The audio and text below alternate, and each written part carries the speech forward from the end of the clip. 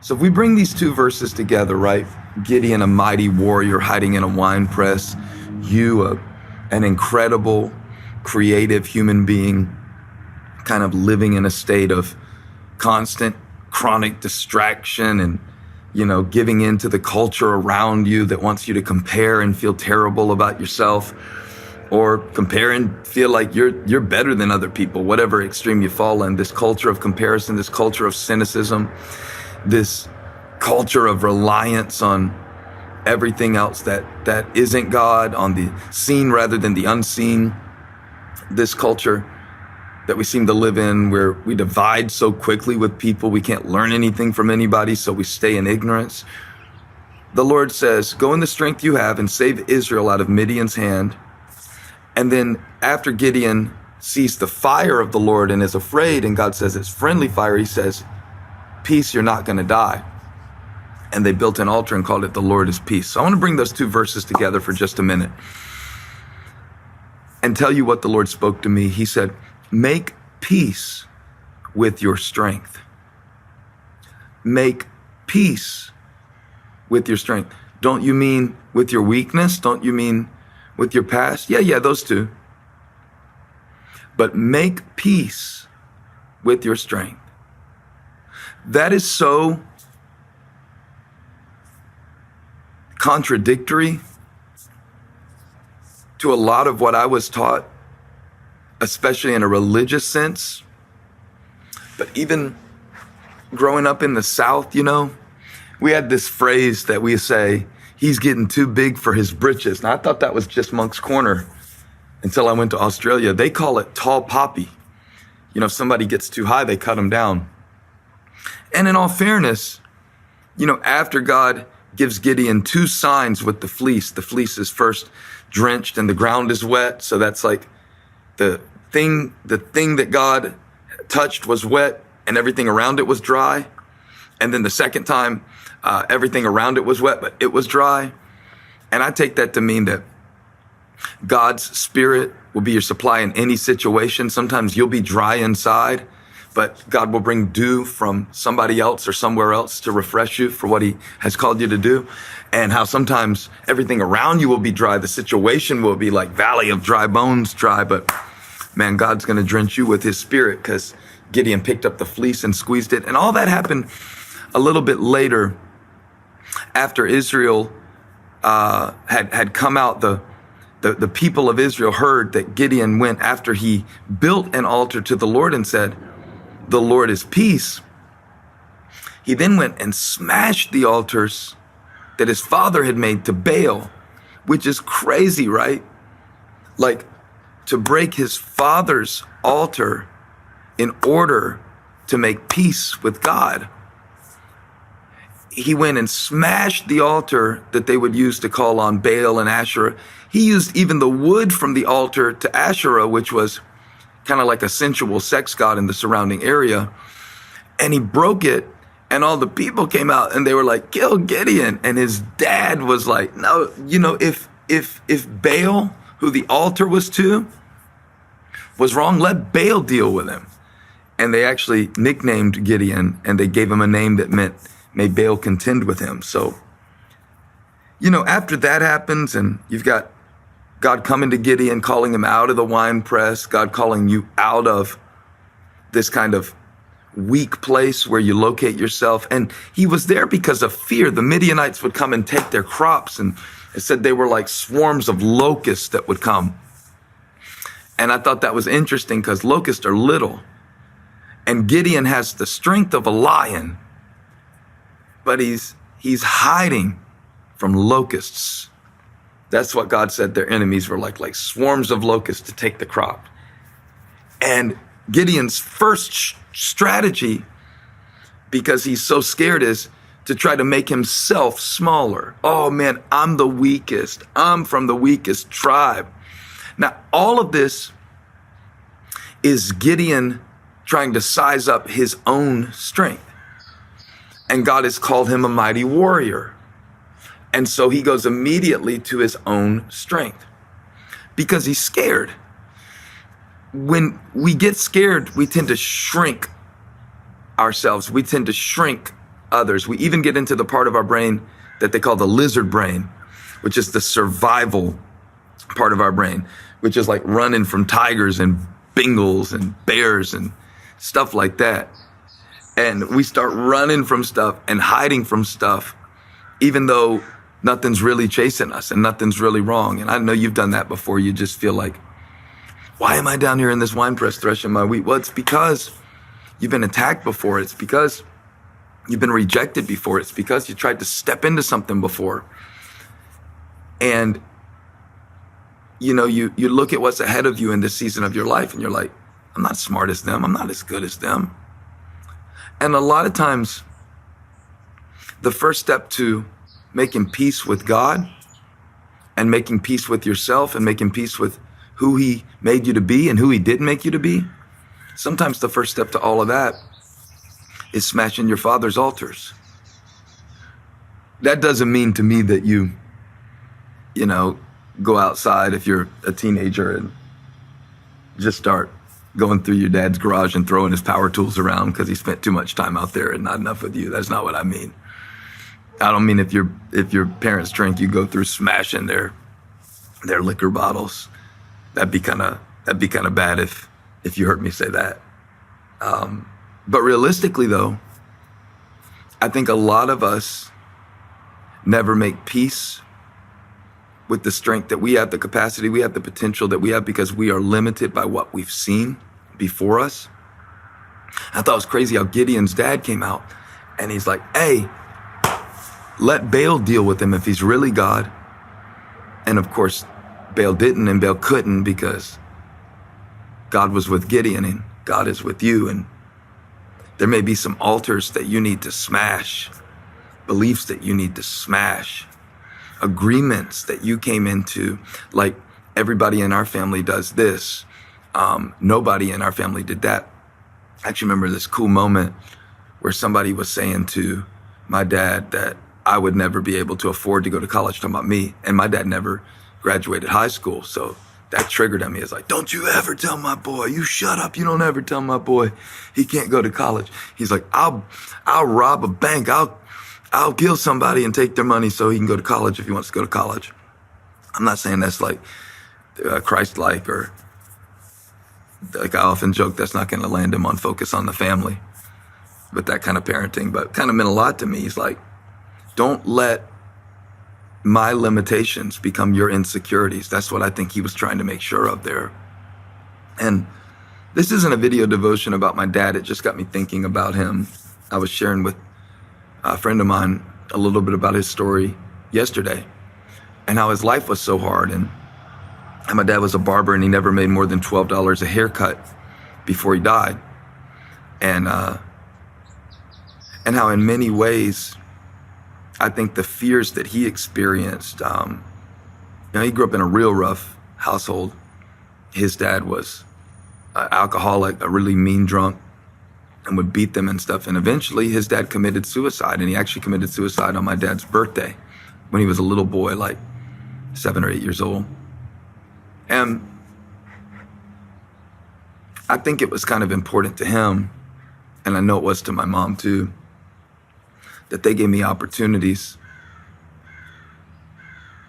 even based on their own sacrifices, to enable me to go forward. And so that I could have the strengths, so that I could have the skills that I was supposed to have. Every parent wants that for their child. I want that for my children too. And yet at the same time that they gave me opportunities, there are ways in which God will call me to grow into my own man, my own family traditions. And sometimes moving forward in what God has given me is going to feel like I'm being disloyal to somebody that I love, or something that I always thought, or something I believe.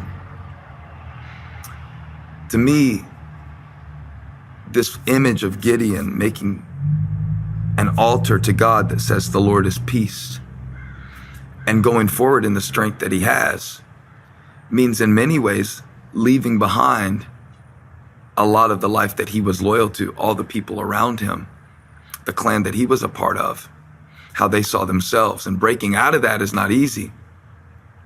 Making peace with your strength isn't easy. So you try to shrink yourself. You try to shrink what God is doing and fit it into your previous experience. If you've never seen it before, you think God can't do it. You feel God calling you up higher. It kind of scares you. You're like, well, I can't do that. That's not me. But what if it is? What if it is me? What if the other stuff, the fear, the holding back, the not being encouraging, the going through life guarded, the hiding in a wine press, not coming out and really being creative, not engaging my day, not wanting to lead, not wanting to set an example, not wanting to do the things that I know are going to make me feel better, just trying to like get relief through the day so I don't have to feel bad right there. What if that is false? And what if mighty warrior is true? What if wimp in a wine press is just where fear has put you? What if wimp in a wine press, I'm not calling Gideon a wimp. Like between me and you, I think it's pretty crazy how much faith he did have. He just needed a few signs. He blows a trumpet, boom, he goes out. The first thing God does though, he starts taking people away and gets Gideon's army down to 300. And he shrinks. The army doesn't shrink Gideon. He calls Gideon a mighty warrior. But yet he shrinks the things that Gideon would depend on that would make Gideon think that it was his own strength that saved Israel. He didn't want Gideon to rely on his own strength. But that doesn't mean he didn't want him to own his strength, because he called him a mighty warrior. So you got to get this. This is crazy. He says, you're a mighty warrior. That's who you are. You got a lion within you. And the Midianites are swarms of locusts compared to the lion of the Spirit of God that's in you. And Gideon did go and do amazing things, and powerful things are ahead for Gideon. But the first thing that's got to happen is he's got to break his father's altars, which doesn't mean that he hates where he came from. It just means that he's moving forward, and he's got to go, say this out loud, go in the strength you have. And then the next thing that he has to do is make peace with God at the altar, so he can know that that is God calling you, Gideon. That is God using you. And then when God starts removing people who aren't going to be ready for the battle, people who God doesn't intend to move into the next season, it's getting Gideon ready to experience a strength that doesn't come from him. And if you have felt in this season like you've been shrunken, maybe your options, maybe your friendships, maybe your possibilities, maybe your energy, maybe your time has been shrunken, that could be God setting you up to rely on his strength like never before.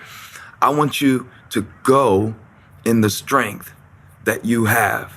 What does that mean? It ties into the teaching I've been doing. Do the thing that you would do. Mighty warrior you, capable you, anointed you, the you that has made peace with your strength. When you make peace with your strength, that's because you know it comes from God. It doesn't come from you. You make peace with it. Like, God, these are the gifts you've given me. These are the abilities you've given me. I'm good with being Gideon. I'm good with being Stephen. They had a prompt one time when I was a little boy in class that we thought was funny. It was a vocabulary prompt, and it said, even Stephen knows this word. I don't remember what the context was. I just remember that was funny to me, and we laughed at it. Even Stephen knows this word. And when I was reading this morning, the Lord brought that up as funny. Even Stephen. It's like a little saying. And the Lord was saying, you know, I'm the God of Abraham, Isaac, Jacob, Gideon, and even Stephen. Because I'm like, man, Lord, I'm from Moncks Corner. I'm from Manasseh. And I wasn't a star athlete at Berkeley High School. I was like a water boy. And God, you want to use me to speak to people, influence people? That's crazy. I'm not a trained or crazy talented musician. Like, I talk. That's what I do for a living. That's my strength. I speak. And what do we say about people who talk? They're all talk. Talk is cheap. So I come to God sometimes like, all I know how to do is talk, and I don't even know if I'm very good at that sometimes. You know, and the Lord is bringing me into a season that he's the God of Abraham, Isaac, Jacob, Gideon. and the God of me. Like, I'm here where I'm supposed to be, doing what I'm supposed to do. Make peace with that. Make peace under the oak of your Orpah, that I'm making peace with my strength. I think a lot of times we talk about accepting your limitations, and that's great. But that should lead to making peace with your strength and action. When you accept your limitations, it shouldn't paralyze you and make you go, oh, I can't do that. Let me just sit back and watch YouTube for 4 hours because I can't do that. I don't have any opportunities over here. Nobody's calling me. Nobody wants me. No, go in the strength you have. Do the thing that you would do. If you believed you were a mighty warrior, what would you do? So do that. Do that. And I thought about how when you hear about a target, they always say it's harder to hit a moving target. How God's telling Gideon, get going. Be a moving target. If the enemy's going to hit you, don't let him find you in the wine press. If you're going to fail, I wrote this down the other day. I may end in failure, but I will not live in fear. And boy, that thing got in me when I said it. I don't mean that I am a failure, but shoot, man, I don't know how my story's going to end. I don't know if I'm going to win great victories in every season or climb up or fall down. I don't know any of that, all right? But if God is with me, then I got to go. And if I'm going to get hit by the enemy, I'm going to do it while I'm moving towards something that's worth moving toward and enjoy my life and make peace with my strength. I hear God saying to somebody, that's me that you're running from. That's me calling you. That is the real you that I'm trying to show you. Don't reject it. When you feel yourself going like, man, maybe I could be more of a patient person. Maybe I could be more kind. Maybe I could be more encouraging. Maybe I could do these things. Maybe you could. Go in the strength you have and find out what it can be. But the first step to going in the strength that you have, you got to be grateful to God for it. It insults God when we diminish that. It does. So make peace with your strengths so that you can be at peace with the God who gave them to you. Don't fight the fire God has given you. Don't fight the flow he's given you. Don't downplay yourself to fit in with people that, honestly, a lot of times are weaker than you are. And don't worship at the altar of everything that your family knew. God might have brought you into the season to even set some of them free. There are so many applications of this. I know we could take it to crazy places.